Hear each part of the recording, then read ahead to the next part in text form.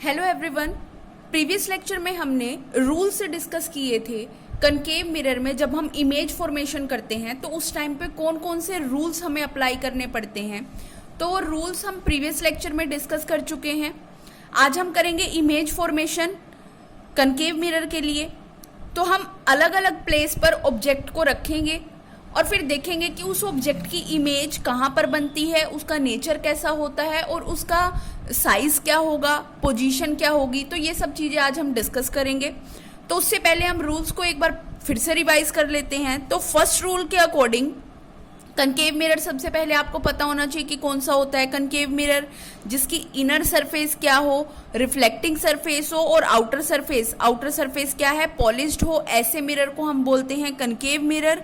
तो देखो, जब भी कोई लाइट रे प्रिंसिपल एक्सिस के पैरेलल आती है, मिरर से टकराने के बाद आफ्टर रिफ्लेक्शन वो हमेशा फोकस से पास होती हुई जाएगी। रूल नंबर फर्स्ट के अकॉर्डिंग अगर कोई लाइट रे प्रिंसिपल एक्सिस के पैरेलल आती है तो वो हमेशा रिफ्लेक्शन के बाद आफ्टर रिफ्लेक्शन वो हमेशा कहाँ से पास होती हुई जाएगी, फोकस से पास होती हुई जाएगी।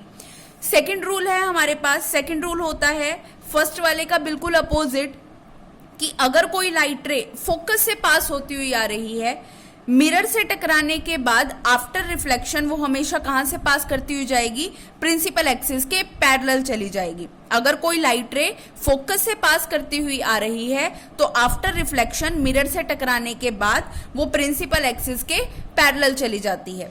थर्ड रूल हमने डिस्कस किया था कल। थर्ड रूल क्या था कि अगर कोई लाइट रे सेंटर ऑफ कर्वेचर से पास होती हुई आ रही है तो वो जैसे आएगी वैसे की वैसे वापस चली जाएगी आफ्टर रिफ्लेक्शन। तो देखो, ये कोई लाइट रे आई, इंसिडेंट हुई, सेंटर ऑफ कर्वेचर से पास होती हुई आ रही है, जैसे ये आके मिरर से टकराई, मिरर से टकराने के बाद जैसे आई थी वैसे की वैसे रिफ्लेक्ट बैक हो गई। इट मीन्स रिट्रेस किया इसने अपने पाथ को। आज हम डिस्कस करने वाले हैं image formation by concave mirror. तो देखो, कनकेव मिरर में इमेजेस कैसे बनती हैं वो डिस्कस करते हैं आज हम। तो केस फर्स्ट डिस्कस करते हैं। अब देखो हम क्या करेंगे, सबसे पहले हम ऑब्जेक्ट को मिरर से, कनकेव मिरर से बहुत ज्यादा दूर, इट मीन्स इन्फिनिटी पर रखेंगे, इन्फिनिटी डिस्टेंस पर रख देंगे और देखेंगे कि उस ऑब्जेक्ट को जब हमने इन्फिनिटी पर रखा तो उस टाइम पे उसकी जो इमेज बनी उसका नेचर कैसा था, साइज कितना था, पोजीशन क्या थी। तो ये सब चीजें डिस्कस करेंगे। फिर धीरे धीरे हम ऑब्जेक्ट को मिरर के पास लेकर आते जाएंगे। सेकंड केस में हम ऑब्जेक्ट को कहाँ पे रखेंगे, बियॉन्ड सी रखेंगे, मीन्स सी से पीछे रखेंगे और फिर देखेंगे कि इमेज कैसी बन रही है, उसका नेचर कैसा है, पोजीशन, साइज, ये सब चीजें डिस्कस करेंगे। फिर हम और पास लेकर आएंगे मिरर के ऑब्जेक्ट को, मीन्स सेंटर ऑफ कर्वेचर पे ऑब्जेक्ट को रखेंगे। नेक्स्ट केस में हम, फोर्थ केस में क्या करेंगे, सेंटर ऑफ कर्वेचर और फोकस के बीच में ऑब्जेक्ट को रखेंगे। फिफ्थ केस में हम ऑब्जेक्ट को रखेंगे एफ पर, मीन्स फोकस पर रखेंगे और फिर देखेंगे कि इमेज का नेचर कैसा है। नेक्स्ट में हम क्या करेंगे, फोकस और पोल के बीच रखेंगे ऑब्जेक्ट को और फिर देखेंगे कि ऑब्जेक्ट का नेचर कैसा है। अब देखो, इसके बाद 6 केस डिस्कस करने के बाद 7th केस हम डिस्कस नहीं कर सकते, क्योंकि पोल के बिहाइंड, पोल के पीछे अगर आप किसी भी ऑब्जेक्ट को रखोगे, मिरर के पीछे किसी भी ऑब्जेक्ट को रखते हो तो कोई इमेज मिरर में दिखाई नहीं देती, क्योंकि मिरर के बैक साइड पे क्या कर रखा होता है, पेंट कर रखा होता है, पॉलिश सरफेस होती है।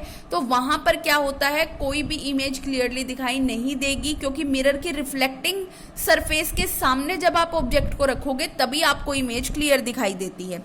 तो देखो, फर्स्ट केस डिस्कस करते हैं, when object placed at infinity. जब हमने ऑब्जेक्ट को कहाँ पर रखा, इन्फिनिटी पर रखा, तो उस टाइम पर इमेज कहाँ पर बनेगी, उसका नेचर कैसा होगा, ये सब चीजें हम डिस्कस करते हैं। तो देखो, अब हमने बीम ऑफ लाइट डिस्कस किया था।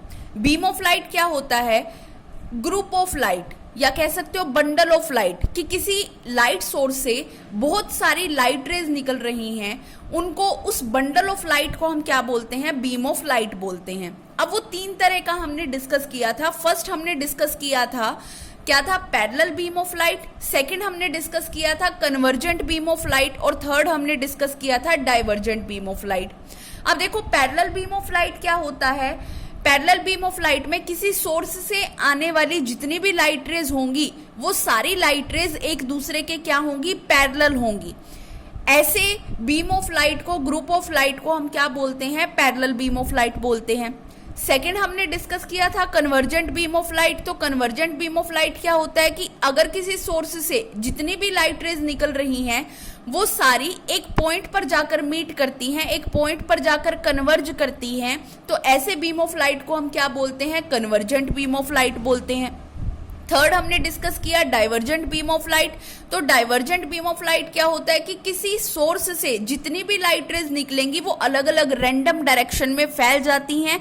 ऐसे ग्रुप ऑफ लाइट को हम बोलते हैं डाइवर्जेंट बीम ऑफ लाइट। तो अब देखो, जो हमने सबसे फर्स्ट डिस्कस किया पैरेलल बीम ऑफ लाइट, तो जब हम किसी ऑब्जेक्ट को बहुत ज्यादा दूर रखते हैं, जैसे सन जो है वो हमसे बहुत ज्यादा दूर है, तो सन से आने वाली जितनी भी लाइट रेज होंगी वो सभी क्या होंगी, पैरेलल रेज होंगी। इसी तरीके से जब हमने ऑब्जेक्ट को मिरर से बहुत ज्यादा दूर रख दिया, इन्फिनिटी पर रख दिया, तो उस ऑब्जेक्ट से आने वाली जितनी भी लाइट रेज होंगी वो सारी लाइट रेज प्रिंसिपल एक्सिस के कैसी होंगी, पैरेलल होंगी। तो देखो यहाँ पर ये हमने मिरर ड्रॉ किया। कौन सा मिरर के लिए हम इमेज फॉर्मेशन कर रहे हैं, कनकेव मिरर के लिए। तो कनकेव मिरर की पहचान क्या होती है, ऐसा मिरर जिसकी इनर सरफेस क्या हो, रिफ्लेक्टिंग सरफेस हो, और आउटर सरफेस क्या हो, पॉलिश हो। ऐसे मिरर को आप क्या बोलते हो, कनकेव मिरर बोलते हो। अब देखो, आपको पता है ये जो मिरर है, इस मिरर का जो मिड पॉइंट होता है उस मिड पॉइंट को आप क्या बोलते हो, पोल बोलते हो। अब ये जो मिरर है ये किसी एक होलोस्फीयर का पार्ट होगा, उस होलोस्फीयर का कुछ ना कुछ सेंटर होगा, और उस सेंटर को हम क्या बोलते हैं, सेंटर ऑफ कर्वेचर बोलते हैं। और इसको किससे डिनोट किया जाता है, इसको सी से डिनोट किया जाता है। नेक्स्ट, सेंटर ऑफ कर्वेचर और पोल को ज्वाइन करने वाली लाइन, ये जो ज्वाइन करने वाली लाइन है इसको हम क्या बोलते हैं, प्रिंसिपल एक्सिस बोलते हैं। उसके बाद सेंटर ऑफ कर्वेचर और पोल का जो मिड पॉइंट होता है, जो इस डिस्टेंस को C और P के बीच के डिस्टेंस को दो इक्वल पार्ट में डिवाइड करता है, उसको हम बोलते हैं फोकस। तो देखो, अब हमें ऑब्जेक्ट को कहां पर रखना है, ऑब्जेक्ट को रखना है इन्फिनिटी पर, मींस मिरर से बहुत ज्यादा दूर रखना है हमने ऑब्जेक्ट को। तो देखो, हमने यहाँ पे ये डॉटेड लाइन की बहुत ज्यादा दूर है, तो हमने इन्फिनिटी पे क्या किया, ऑब्जेक्ट को रख दिया। तो जब हम ऑब्जेक्ट को इन्फिनिटी पर रखेंगे, अब हमें पता है कि जब भी हम किसी ऑब्जेक्ट को बहुत ज्यादा दूर रखते हैं तो उससे आने वाली जितनी भी लाइट रेज होंगी वो क्या होंगी, प्रिंसिपल एक्सिस के पैरेलल। तो देखो, ये ऑब्जेक्ट से फर्स्ट रे आई, ये प्रिंसिपल एक्सिस थी, ये प्रिंसिपल एक्सिस के पैरेलल आई। अब देखो, जो इंसिडेंट रे होती है उसके लिए आप एरो जरूर लगाओ ताकि आपको याद रहे कि ये वाली इंसिडेंट रे है, और जो मिरर से टकरा के वापस जाने वाली रे होती है, रिफ्लेक्टेड रे जो होती है, उसके ऊपर भी आपको एरो लगाना है। तो देखो, यहाँ पे ऑब्जेक्ट से एक रे आई प्रिंसिपल एक्सिस के पैरेलल, जैसे ही आके वो मिरर से टकराई, मिरर से टकराने के बाद अब आपको रूल नंबर फर्स्ट पता है। According to rule number first, अगर कोई लाइट रे प्रिंसिपल एक्सिस के पैरेलल आती है तो वो हमेशा फोकस से पास होती हुई जाएगी। तो देखो, जैसे ही आके मिरर से टकराई तो ये कहाँ, रिफ्लेक्ट बैक होने के बाद किस पॉइंट से पास करती हुई जाएगी, फोकस से पास करती हुई जाएगी। तो ये देखो, मिरर से टकराने के बाद ये रिफ्लेक्ट बैक हो गई और कहां से पास करती हुई गई, फोकस से पास करती हुई गई। इसके लिए भी हमने एरो लगा दिया। ये हो गई हमारे पास फर्स्ट रिफ्लेक्टेड रे। अब देखो, यहां से ऑब्जेक्ट से एक और लाइट रे आई, वो भी कैसे आएगी, प्रिंसिपल एक्सिस के पैरेलल आएगी। तो देखो, लाइट रे आई प्रिंसिपल एक्सिस के पैरेलल, मिरर से टकराने के बाद वो कहां से पास करती हुई जाएगी, according to rule number first, जो भी लाइट रे प्रिंसिपल एक्सिस के पैरेलल आती है तो वो हमेशा फोकस से पास करती हुई जाती है। तो देखो, मिरर से टकराने के बाद ये भी कहां से पास आउट हुई, फोकस से पास करती हुई चली गई। ये इंसिडेंट रे थी और ये मिरर से टकराने के बाद जाने वाली रिफ्लेक्टेड रे थी। तो ये सेकंड रिफ्लेक्टेड रे है आपके पास। अब देखो, इमेज कहां पर बनेगी, जहां पर दोनों रिफ्लेक्टेड रेज मीट करती हैं उस पॉइंट पर क्या बनती है, इमेज बनती है। तो देखो, ये फर्स्ट रिफ्लेक्टेड रे, ये सेकंड रिफ्लेक्टेड रे, और ये दोनों किस पॉइंट पर मीट कर रही हैं, एफ पॉइंट पर मीट कर रही हैं, मींस फोकस पर मीट कर रही हैं। तो इमेज कहां बनी, फोकस पर बनी। अब देखो, इसका नेचर कैसे हम पता लगाएंगे कि ये जो इमेज बनी है ये रियल है, वर्चुअल है, इन्वर्टेड है या कैसी है। तो अब देखो, जो लाइट रेज, जो दोनों रिफ्लेक्टेड रेज अगर एक्चुअल में मीट कर रही हैं, तब तो हम कहेंगे कि इमेज कैसी होगी, रियल है।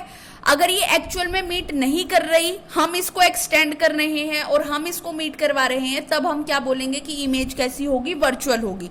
तो देखो यहाँ पर ये जो लाइट रेस थी वो एक्चुअल में मीट कर रही हैं, रिफ्लेक्ट बैक होने के बाद अपने आप से मीट कर गई, तो इसलिए जो नेचर होगा इमेज का वो कैसा होगा, रियल होगा और इन्वर्टेड होगा। उसके बाद देखो साइज, अगर मैं साइज की बात करूं तो जो इमेज का साइज है वो कैसा है, एक पॉइंट पर मीट कर रही है तो मींस पॉइंट साइज की इमेज होगी, तो साइज कैसा होगा उस इमेज का, पॉइंट साइज होगा। पोजीशन क्या है, कहां पर इमेज बनी है, एफ पॉइंट पर मीट हुई है दोनों रिफ्लेक्टेड रेज, जिस पॉइंट पर मीट होती हैं उसी पॉइंट पर क्या बनती है, इमेज बनती है। तो पोजीशन क्या होगी इमेज की, एट फोकस। तो इमेज कहां पर बनी, फोकस पर बनी।